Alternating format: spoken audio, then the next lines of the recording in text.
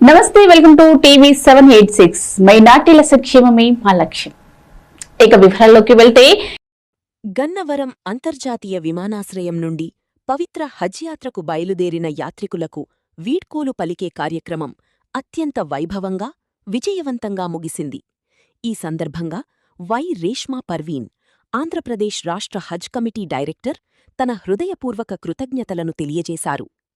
హజ్ యాత్రికులకు గన్నవరం విమానాశ్రయం వద్ద ఎటువంటి ఇబ్బందులు కలగకుండా మెరుగైన వసతి సౌకర్యాలు కల్పించడంలో నిరంతరం మార్గనిర్దేశం చేసిన గౌరవ ముఖ్యమంత్రివర్యులు శ్రీ నారా చంద్రబాబు నాయుడు గారికి, గౌరవ మంత్రివర్యులు శ్రీ నారా లోకేష్ గారికి ప్రత్యేక ఆశయాలకు అనుగుణంగా ప్రతి హజ్ యాత్రికుడికి సౌకర్యవంతమైన ప్రయాణాన్ని అందించడమే మా లక్ష్యం.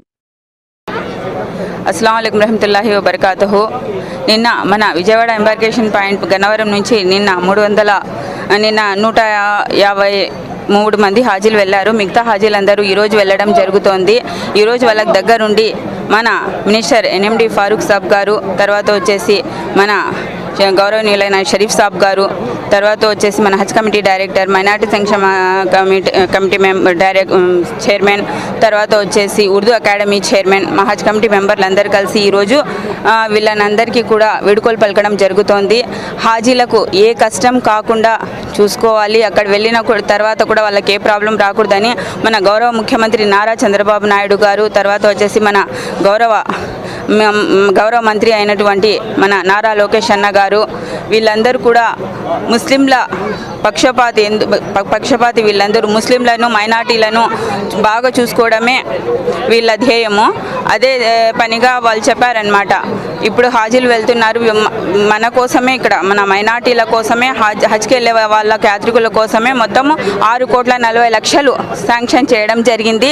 దీనివల్ల మేము కూడా చాలా బాగా ఏర్పాట్లన్నీ చూసుకున్నాము. ఇక్కడ ప్రతి హాజీని అడిగినట్లయితే ప్రతి ఒక్కరు చెప్తున్నారు చాలా బాగా చేస్తున్నారు. మన ఆంధ్ర రాష్ట్రం నుంచి ఫస్ట్ టైం హాజీలు వెళ్తున్నారు, కానీ ఫస్ట్ టైం అయినా కూడా చాలా మంచి సౌకర్యాలన్నీ ఏర్పాటు చేసినారని వాళ్ళు కూడా సంతోషం వ్యక్తపరుస్తున్నారు. ఇప్పుడు ఇక్కడ నుంచి ఎంబార్కేషన్ పాయింట్ నుంచి వెళ్ళే హాజీలందరికీ కూడా వాళ్ళు హజ్ నుంచి తిరిగి వచ్చే లోపల మన కూటమి ప్రభుత్వం, మన చంద్రబాబు నాయుడు గారు వాళ్ళకు వచ్చే లోపల 1 lakh సబ్సిడీ ఇస్తామని చెప్పాం కదా. మనం విజయవాడ ఎంబార్కేషన్ పాయింట్ నుంచి వెళ్ళే వాళ్ళు వచ్చే లోపల వాళ్ళకు 1,00,000 వాళ్ళకు సబ్సిడీ పడడం జరుగుతుంది.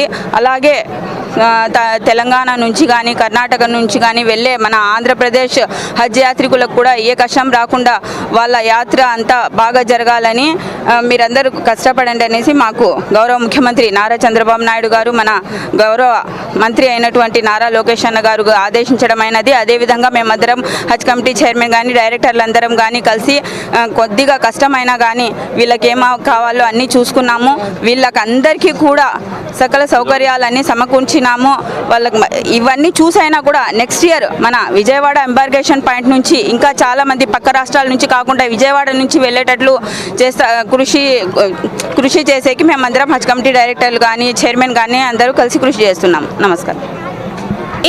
సో ఇవ్వండి ఇవాళ బులెటిన్ అప్డేట్స్. మరో బులెటిన్ అప్డేట్ లో మళ్ళీ కలుసుకుందాం. అంతవరకు చూస్తూనే ఉండండి టీవీ 786.